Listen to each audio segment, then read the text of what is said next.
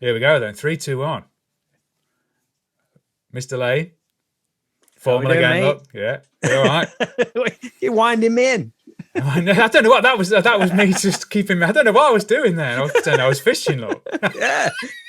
Come on, let's go. I could have been doing something worse with that hand, couldn't I? Anyway, bring him in. Yeah.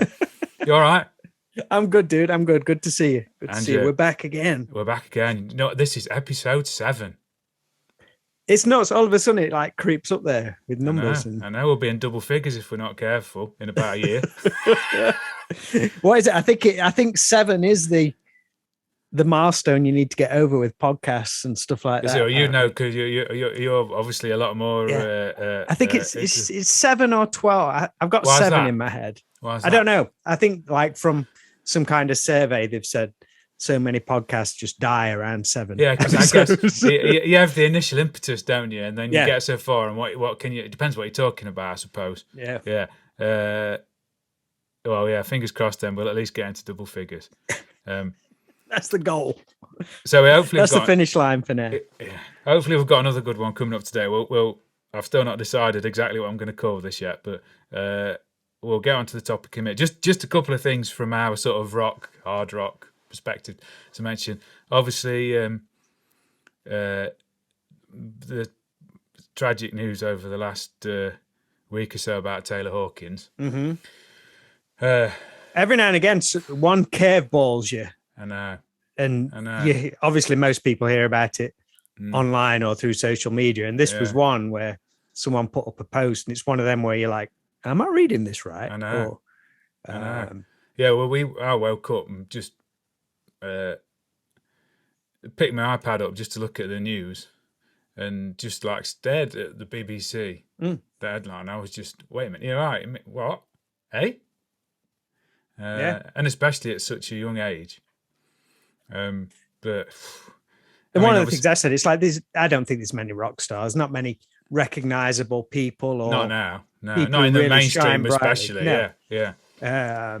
And particularly in the Foo Fighters, other than Dave and Taylor, everyone kind of sits back in the background. But those two are like megastars, and Taylor was just, I don't know, he was up there both as a player, as a person by all accounts, just as a character, as a talent, just everything. I mean, it's nuts. Yeah, obviously, anyone who sort of reads these things and knows he's had his issues in the past, but that was it 2001 when he overdosed and he was in a coma, wasn't he? And right.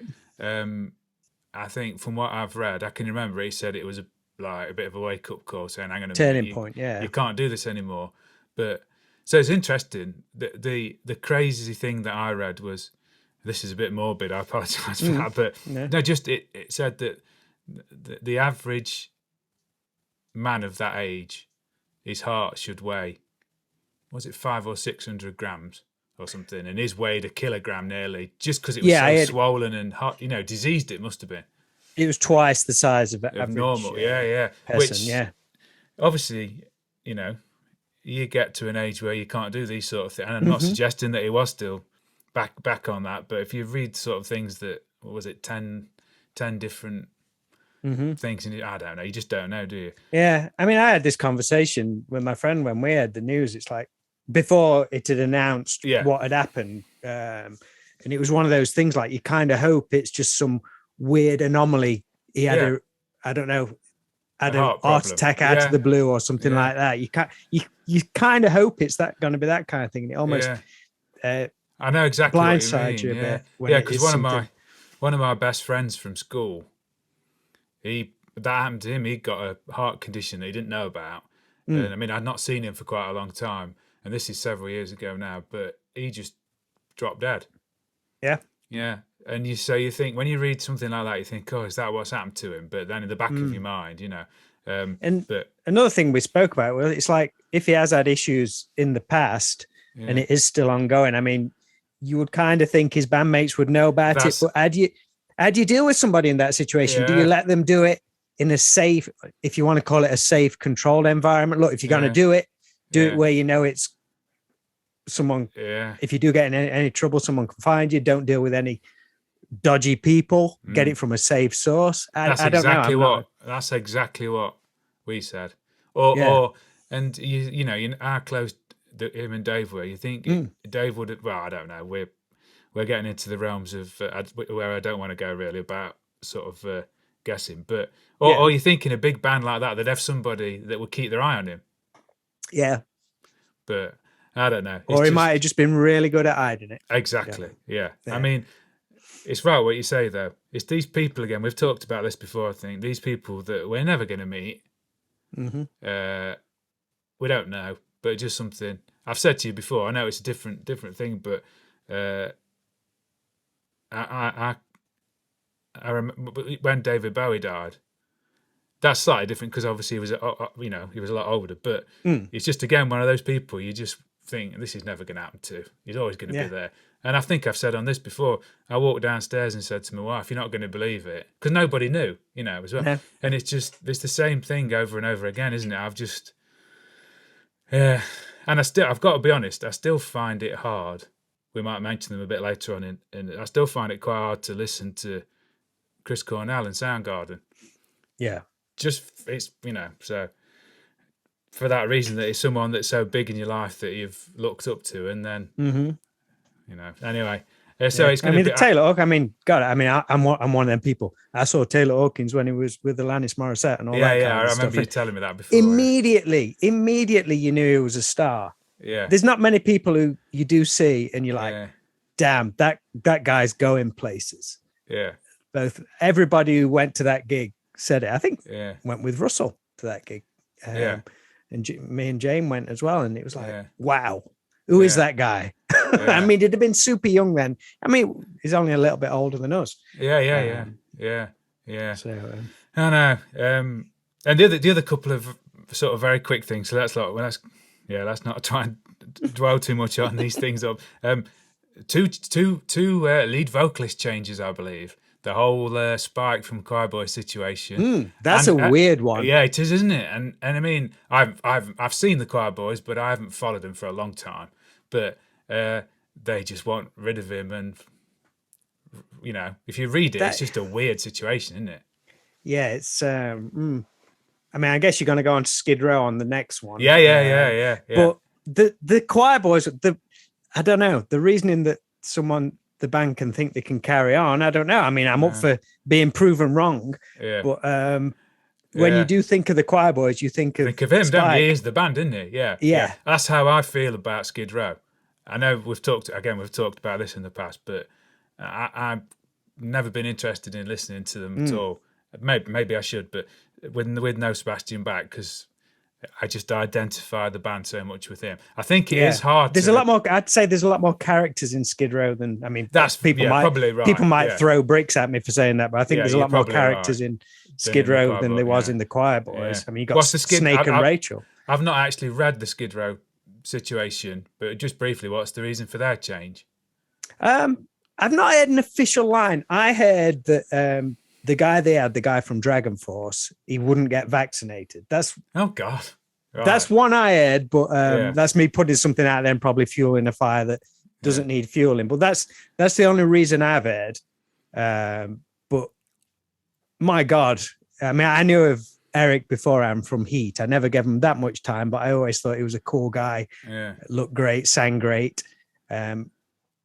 And I don't know if you've heard the new single. I think it's awesome. I'll have a listen. You've not heard it? No, I'll try and listen. It's freaking great. Is it? And my mate had it on. I said, you got to listen to this. You got to listen to this. I was singing the chorus. After one listen, I had the chorus locked in my head. Right. I could sing it straight away. And when my mate was playing it on his phone in the bathroom, when we're on holiday, it sounded like old school Skid Row. It sounded like Sebastian Bach. I was like, damn. I'll have a listen there. I think it's piqued a lot of people's interest. Right. They've announced this tour, and loads of people are saying, going to that one, going to that one. Right. So good luck to them. I'll put my prejudices aside for a bit. Right, we've gone off a tangent before we even started. Right, blimey. So, what I thought would be cool just to chat about for a bit was how the arrival of Nirvana to the big time So we've slightly touched on this before, but how it we affected, always touch on it, always. Yeah, because I think it might be slightly more of a sore point for you than me, but how that affected and changed the scene and what we were listening to. So for anyone who's not watched this before then, Bob, give it very, very briefly. What bands were we listening to up to, and still after 1991? But what were we into? What were we listening to? All the classics, were we? Yeah, we were into like the tail end of like the Sunset Strip hard rock scene, just the commercial, big time, big choruses, big hooks, fun music of the time. The Def Leppards, the Bon Jovis, the Poisons, just throw it. Motley Crue's, anything along that line. They were the bands which made us excited and effectively changed our lives. And made us have posters of full-length posters of John Bon Jovi on our bedroom. Semi-naked men all over his room. I know. Yeah. Mine must have been strange because there was my life-size poster of John Bon Jovi on the inside of my door, but then there'd be like skateboarding posters and all. It was transitional period for me. I was looking at a picture from my bedroom from quite some time ago, and I got posters up of bands that I didn't even like, so I must have just put them up because I thought they looked all right. I'd noticed on a picture I'd got a Saxon poster up. And you thought they looked all right? That's bloody hell. Yeah, don't repeat that. Yeah. No offense, Biff, but I know. I don't know. Next to Bret Michaels. I don't know where that. I remember having a picture, a poster of Little Angels up, and Toby. Oh yeah, he was a good looking. Well, he might still be. Sorry, but he still looks exactly the same. Toby does. I've not seen it, but he was a good looking bloke then. I don't know where. Yeah, what was anyway? Right. So anyway, right there sets the scene. Then bloody hell. And then something happened. And so 1991 came along. Right now, as I was fully into it, I was like, So let's just sort of set the scene a little further. When 1991 came along, I don't know about we come at this from slightly different angles because maybe I don't know, but then in like 92, I went full on into all this new stuff. So I think we can look at this a different angle. So first of all then, Bob, when that happened, when 1991 happened, stroke 1992, how did that change things for you? To be honest, I don't think it changed it that much for me. Right. Because I was so full on. And I think perhaps a change had started happening before then. I mean, the stuff we was into was never massive. No. You was hearing the occasional song on the radio, or one would break into the charts. But other than that, you still had to hunt it down to a certain extent. Yeah, maybe unless we're probably talking about Bon Jovis and Def Leppards of this world. Yeah, the next tier down. You're quite right. You had to buy the magazines to know about it, didn't you? Exactly, and sometimes it was hard to find those magazines. Yeah. To be honest, I mean, I knew something new was coming along. It just sounded different. But that was the time when I was listening, let's call it glam rock. I was listening to glam rock. Yeah. But you also had thrash metal. I wasn't listening to thrash metal, but you still had it. Yeah. You still had heavy metal. You still had, there was all the funk stuff which was going off around that time, which was kind of cool. Everything was just kind of running in its own thing. You listened to what you listened to, and you perhaps knew what was happening in other areas, and you either decided to be into it or you didn't. Yeah. And I think this is something we can discuss later on. I think that's one of the interesting aspects that, I mean, I know you're not a fan of what do you want to call it? Do you want to call it grunge or the Seattle scene, whichever? Yeah, let's call it the Seattle scene. The alternative scene, or whatever you want to call it. I think that in particular is an interesting element that it brought along, whereas up to maybe 5 or 6 years previous, new music could come in, but everything else could continue on its own thing. It didn't have a massive effect. This new alternative stuff that came along, I think this was one of the first times which, perhaps certainly to the outside, it seemingly wiped everything. Everything else, yeah. Yeah. Yeah, I think you're right. So what did you think when you first heard Nirvana? I can remember. I've told this story many times on various. I know the exact time I aired Nirvana for the first time, and it was on Raw Power, which is perhaps not unusual for the time. Yeah. But it was a clip of them. I think they were in like a bathroom or a shower scene. Yeah, I know what you mean. I used to watch Raw Power. Yeah, I used to record. And that was the interview. And even then, I thought this is unusual. This is different. Yeah. Just from the way they was conducting the interview. Probably in my head, I was like, "Oh, that's a bit unprofessional." Like when they're on Top of the Pops later on, that's a bit unprofessional. Yeah. But hearing the song, it's like, well, this is not what I'm into, but I did not dislike it. No. I think in my head there as a teenager, what I would have been 17 or whatever, or probably just turned 18. I don't like it. I'm not going to buy it, but I'm just going to carry on listening to my other stuff, and that can just do its own little thing over there. Then it started filtering into the clubs. That's when we was going to Rock City. Mm-hmm. Definite dance floor filler. I danced to it. Yeah. Call it dancing. Yeah. Yeah. So what was your first exposure? Probably thinking back, you see, my this sounds really my epiphany, right? My change was okay. I went over this, right? And I just remember in whatever year it would have been, 92. Thinking back when I started my A levels, somebody was playing 10 non-stop in the sixth form common room, and when I say non-stop, I almost didn't want to hear it, right? And then one of my mates did a copy of it for me, so my first listening was a cassette tape copy, and I just couldn't stop listening to it. Now, so I definitely, I think, because the reason I've stuck with Pearl Jam is because I know this is supposed to be about Nirvana, but was because that was the first thing. Now, we've had this discussion before, and I've put forward my point that we know this. Pearl Jam come from a classic rock thing. Mm-hmm. Nirvana come more from a punky noise thing. Yeah. Now, that's not to say, I mean, members of Pearl Jam were in Green River, which was one of the early Seattle bands, which was very punky. Some of them guys went on to be Mudhoney, so coming from that angle. But basically, I think I could see more of a connection to what I'd been listening to Pearl Jam than I could with Nirvana to start with. Okay, yeah. But I guess probably you think for me it might have been that on Raw Power, because I mean I used to watch that religiously and record it, so maybe that was my first exposure. But buying like Kerrang and Raw the magazine, you were seeing it in there, weren't you? Yeah. It was starting to come in. I can remember. I've got a feeling for some reason I can't remember what it was. I think my mum had a hospital appointment, right, and I went with her. I don't know why I went with her at that age, but I did. And I just remember sat in the waiting room with Nevermind on cassette, really loud. And I can vividly remember getting some looks from people, because obviously at that stage you'd got like the over-the-ear headphones with your Walkman, hadn't you, with the foamy bits on. And I didn't turn it down because I didn't want to. But just this like wasp sound. Yeah, exactly. Yeah. Very, very similar thing I got a few times when I was listening to Smashing Pumpkins, because you know the wall of fuzz distortion on it. But so. Yeah, I think I got Pearl Jam first, but then obviously Nirvana was. So I've always been a big Nirvana fan, but yeah, Pearl Jam just slightly above for me. Mm-hmm. But so the thing from my point of view, I don't think I felt like it killed anything off.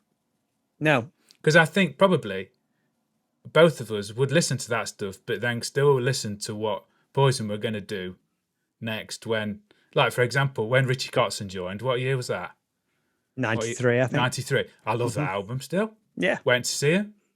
I still loved Extreme. They would move, but still love Van Halen. But maybe I wasn't. Yeah, I don't know. Some stuff perhaps got left behind slightly. But I think you and I have got a very slightly different thing there, because I went all into all that. Mm-hmm. Pearl Jam, Soundgarden, Nirvana, Screaming Trees. Would you say you listened to it, but it maybe didn't take you over the same way? Yeah, there was no bands where I went out and brought the stuff by. Right. Until, if you want to go a little bit further, I think the first band where I thought, wow, this is cool, was Stone Temple Pilots. Oh, I knew you were going to say that. Yeah. They've got a very similar thing going on as well, though. They've come from a certain background of Aerosmith, that sort of stuff. Yeah. I had Sex Type thing. Someone played it me. So you got to listen to this. I was like, wow. That was the first CD that I badass. bought. I had that before I got a CD player. I had that and Versus before I got a CD player. Yeah. So what year was it? Was Core, wasn't it? Yeah, Core came out in 92, maybe 93, did it? It was quite early. Yeah. Yeah. Nah, maybe more. And everyone called them like the sellout band, like almost. I can remember them almost being like a manufactured kind, not necessarily manufactured, but this is the band that's jumping on the bandwagon. Yeah. I got that impression that that's what people thought, but I was like, shit, this is great. I've always thought that because them and Alice in Chains, particularly with the early stuff, were very much more metallic. Right. That's interesting. Oh, that's interesting. You mentioned Alice in Chains. Now, said the Nirvana thing. I'd have to check back. Actually, I would imagine I heard of Alice in Chains before Nirvana, simply because Poison took them out on tour. Yeah, because Alice in Chains were a hair band when they started. Yeah, but they were the Alice in Chains when Poison took them out. And I think I read that in Hit Parade or something. I remember. Oh, you're right. Yeah, because there's pictures of the four of them, and you wouldn't recognise them. You can just about recognise Lane Staley that it's him. Yeah, but I find it hard to identify the other members of the band, even Jerry Cantrell, because just the hair. Yeah. Right. So here's the point then, Bob. I don't think. Well, they did kill off those other bands, but what we've said before is that a lot of the bands, like I've just said about Poison, tried to keep up, didn't they? Mm-hmm. It gave them. Did it give them a kick up the arse? What would have happened if they hadn't? Yeah. So would it become even more diluted down? More. Yeah. Which of our hair bands did the best job in keeping relevant? Then do you think? You could put you on the spot now. No. I'm just trying to think about which way to answer that.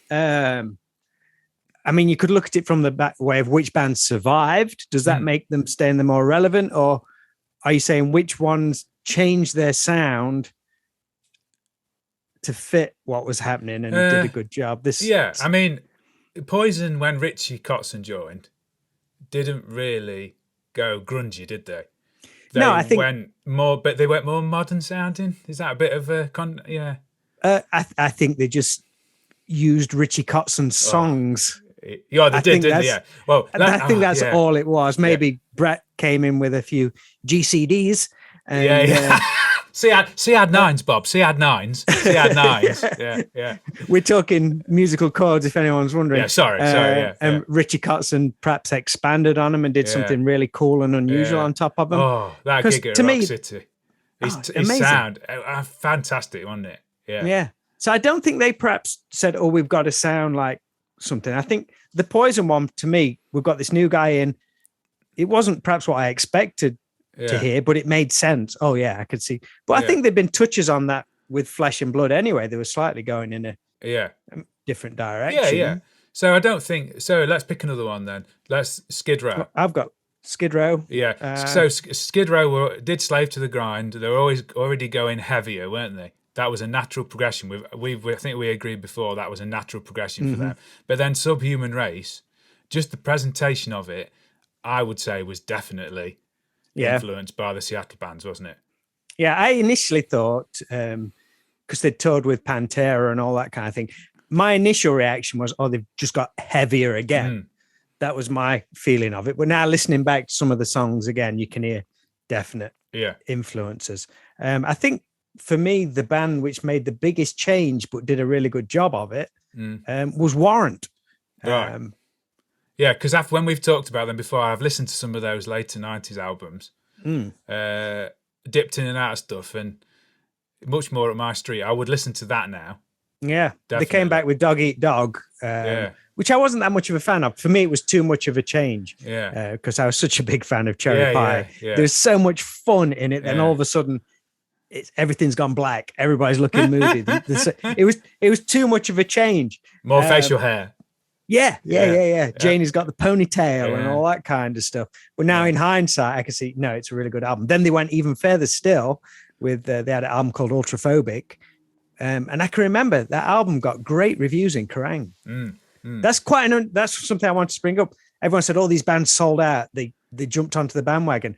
But a lot of these bands, Warrant and Extreme with Waiting for the Punchline, I don't think they tried to go grunge or anything. You're not keen on that record, are you? I'm not, no. But I remember the Ultraphobic album and the Extreme album. I think they got 4 or 5 Ks in Kerrang. Yeah. They were like losing their minds over them, saying this is amazing. Yeah, I've just had a slight tingle come over me, Bob, thinking about Waiting for the Punchline. No, because when that album starts, what a fanboy I'm of Nuno. The sound at the start of the first track, when they're like noodling in the studio and there's that tremolo effect from his Fender amp, I thought, this sounds different. I like this. Exactly what I hated at the time. And it's very dry, isn't it? It's very dry record. That dry sound. I love that.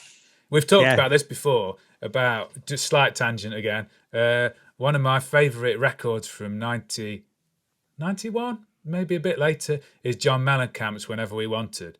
Okay. When the guy that I really like, David Grissom, had joined, and that was ultra dry. Right? Yeah. And Extreme took that on again and did it. Obviously, it's a different type of rock, but I've got to tell you, here's the influence for that. I tell you, this is later on, the ultimate way that was done is Pearl Jam Versus. Because if you think of the sound of 10, it's absolutely soaked in reverb. Yeah. Like the Mother Love Bone record and the Temple of the Dog record was a bit. But Versus came out, fastest number of million records sold in a week and all that jazz, right? But it's so much different sounding to the previous one, to 10. And then Brendan, I want to listen to them back to the back, actually. You should do, yeah. I've said this to you before, the remaster of 10, I hate it. Because it was remastered and they've took a lot of the reverb off of it. And it just doesn't work as a record. It's I hate to say it, but it's horrible. Right? It's really, so if I listen to 10 now, I'd have to listen to the original recording. But Versus was so different. I can remember, you see, this is another thing. Me and my mate were like, when's Versus coming out? And he kept asking me like I was some oracle because he knew how much I had gotten into them. I said, I don't know. You only know what I know, because he knew I read all the and he didn't. And he said, when's it come? I said, I don't know. And then when it came out, I was like, wow, it sounds like them, but different. Did you get it on the first day? Of course I did. First day. Where did you get it from? Somewhere in Nottingham. Okay. Either Selected Disc or probably Virgin or something. Yeah. I would have gone straight to get it. Yeah. I probably bought it on CD and cassette, because, like I say, when I got the CD, because when that was that and Core, the Stone Temple Pilots, were the first 2 CDs I owned before I got a CD player. So I've got Versus on cassette somewhere. So anyway, we're digressing, isn't it? Well, we're not really, because I think this is good. We're building up a picture of. Do you think any of the hair metal bands felt sorry for themselves? Are there any that disappeared that we liked because they just thought they couldn't do it anymore? I feel sorry. I don't know. I feel sorry for a lot of the bands that got a deal just as it was changing. Yeah. Like one of my favorite bands, Tough, who busted their ass for years and years and years and years. And they were a band you read about in magazines in like the tiny little columns saying, oh, this band's creating a buzz. It's creating a buzz. And they just get the deal. And then straight after, everything changes for them. There's a band called Roxy Blue came out. I don't know if you remember them. Vaguely rings a bell. They were like a proper Van Halen style band. They came out right around that time. And even me then, when I heard it, I thought, oh, this is a bit of I love the album, but I thought, wow, this is a real throwback to, like, the singer was doing the splits on the cover of the album. Yeah. The guitarist had the overalls like Eddie used to wear. Yeah. And it was like proper Van Halen style riffs. But it was all like songs about sex and girls and all this kind. Even me then, I thought, wow, this is a real throwback style stuff. So that kind of felt a bit off, but that came out at the time. One of my favorite albums by Hardline, which I think could have survived. That didn't do anything, but I'm just reverting back to which band did it best. I mean, perhaps the best argument would be Bon Jovi. Yeah. I was going to bring them up. Yeah, I think slightly different sound. Yeah. But still had massive hits, massive tours. Yeah, definitely. Yeah. John got his hair cut. That was the biggest talking point. Yeah, that was the big thing, wasn't it? Yeah. And it was still it was pretty short, I guess. But it was very well. August. They kind of stealed the show. Yeah. You just mentioned Van Halen. Mm-hmm. Is for unlawful carnal knowledge, a bit of a watershed moment for them. As in a little bit of a movement to being heavier. Not that they weren't always heavy, no, because we've talked about this, Unchained's heavy, blah, blah, blah. No, more of a move to get more modern with it. I would say no, because from what I could tell, I don't think Eddie really cared whatsoever about what was happening. You don't think there was any calculation in that at all to try? Personally, I don't. But no. I mean, when was that? 91. Must have been, yeah. Maybe, yeah, it must have been. I don't think it. Go on. They were one of those bands where, at that point, at least for a certain amount of time, they were bulletproof. I think. Yeah. I mean, I think we could probably go through loads of bands, couldn't we? That after Seattle broke, suddenly started to, like we've said, look different, facial hair, dress differently, cut the hair. See, Trickster or Header, all that, they've been wearing flannel. Heard they? Way before, I don't really know loads about them. I mean, I know who they are, but it's not a band I've ever really. I never really got into them. They're a band that got a bit of a shitty stick thrown at them because their second album was amazing. Yeah, and it came out in '92, something like that. Yeah, but yeah, they've been wearing flannel since the first album. Yeah, but they were young. Right. That's the thing, which I back them up. They got called like the new kids on the block of hair metal or glam rock because they're all like 16, 17. Yeah. So I think they could have easily rode the wave because they were young. If something happened cool, they wouldn't have thought, oh, we've got to jump on it. They would have genuinely been into it and got excited by it. Yeah. No, I mean, I think another one that springs to mind is Queensryche. I was a big fan of theirs, and sort of not that they'd not. I wouldn't really class them as a hair metal band. They're much more proggy than that, but they had a certain image. They had a certain image, didn't they, around Operation Mindcrime just before, and then when Empire came out, that's I've recently bought that on CD because I had that. I mean, it's so. But again, as we've talked about before, the musical climate was changing then, but it felt natural. Mm-hmm. So I think there's this misconception, right, that Nirvana, Pearl Jam, Soundgarden killed all these bands off. But we've already said they didn't, because most of them, there was overlap, wasn't there? There's an overlap time, and they were still making music. Like you said, Bon Jovi is still making records, and I've got to be honest, still enjoying them. Yeah. This just goes back a little bit to what I was saying about how I don't think it was the music or the bands that wiped our favorite bands out. No. For me, I think what I've learned over time, I think it was the industry. Well, there was a lot of things. Yes, a lot of those bands, the albums, everyone looked the same, which I had no problem with. You picked up Metal Edge magazine, all the bands looked the same. You'd have a new band come out who looked exactly like Danger Danger, and Danger looked exactly like Poison or whatever. So there was a formula, which I think a lot of people got tired of. You listen to some albums, like third song in was a ballad or something like that. Every band the acoustic track.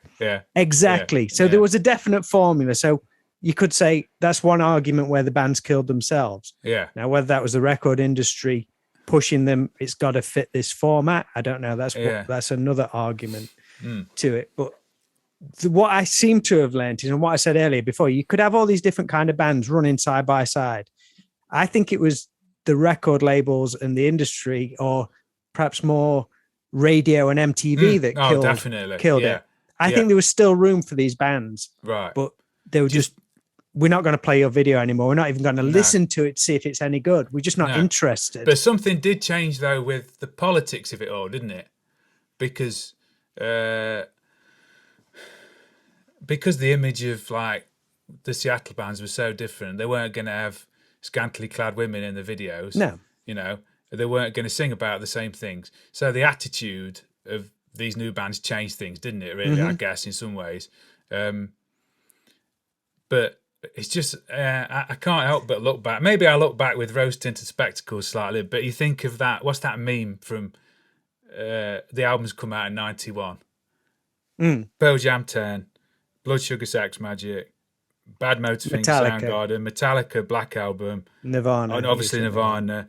And on top of that, you've got other things like R.E.M., At a Time, Achtung Baby. You know, I mean, you end up sounding like an old fart, don't you?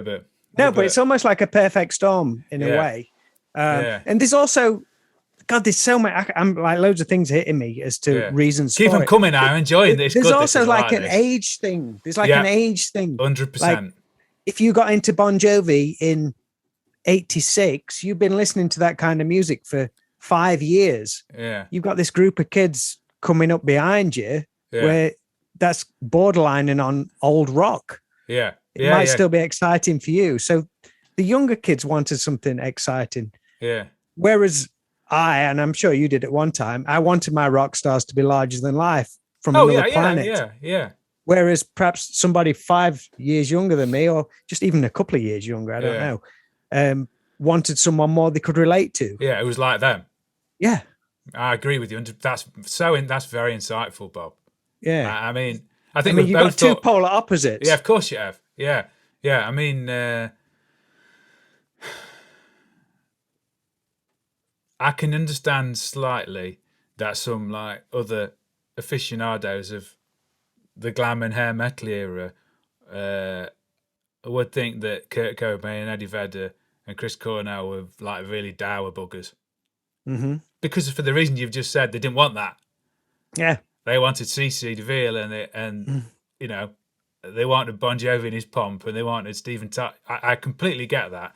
And if you want to go down the image route as well, if it's somebody you're exactly. But if it's someone you're going to aspire to, say, I could be. This is probably might sound terrible, but we said we had posters of semi-naked men on our walls, like cheekbones for days, amazing hair. If you're that spotty kid, overweight kid with greasy hair and stuff like that, you're never going to think I can be like that. Well, it might motivate some people to think I can be like that. I know where when they see someone with looking dowdy, that's more like me. Yeah. What's his story? Yeah. That's connecting with me a lot more than Mike Tramp looking like a god. Yeah. Yeah. Good looking. No offense. I'd like to look like that. Yeah. But yeah. No, I agree. So I think it's too simple and too easy to say that Nirvana, etc., killed those bands. I think we've made a case that they probably didn't. It was just an attitude change as much as anything else, wasn't it? In society as well. Yeah. And I'll throw one more thing in to it. Going back to Warrant, they did an arena tour in, when would it be? At the end of 1991. An arena tour all over America. It was one of the biggest grossing tours of that year. Fair play. They sold a lot of tickets because they did cheap tickets. So it encouraged people to come out. It was a 3-band bill. It was Warrant, Firehouse and Trickster. Perhaps if you're not into that kind of music, you could say they were the worst bands of the genre. In my opinion, the 3 are the best. But that came out, played to thousands and thousands and thousands of people over America who adored that concert. Where did all those people go? They wouldn't just jump ship to listen to Nirvana. No. So that's why I think a lot of it had to do with the media. People no longer knew what their bands were doing. Yeah. If Trickster had a new album out, it wasn't being pushed anywhere. It wasn't being played on radio or on MTV. So no one knew it was out. So nobody bought it. The upshot of it all is we just listen to what we want to listen to still, don't we? Still, yeah. If somebody still wants to go and listen, if somebody still wants to go and listen to Art Break Station, I'm not going to tell them that they shouldn't. Anyway, right, awesome, mate. I really enjoyed that. Mate. That was good. So, till next time. I've got a good idea for the next one. A good idea, and it could be a long one. I shouldn't say that, should I? Yeah. Yeah. I thought this one was going to wrap up after about half an hour, but I know. I got into it. Both I did. I know you did. Right, all right, mate. See you soon. Alrighty. Take it easy. See you in a bit. See you. Right.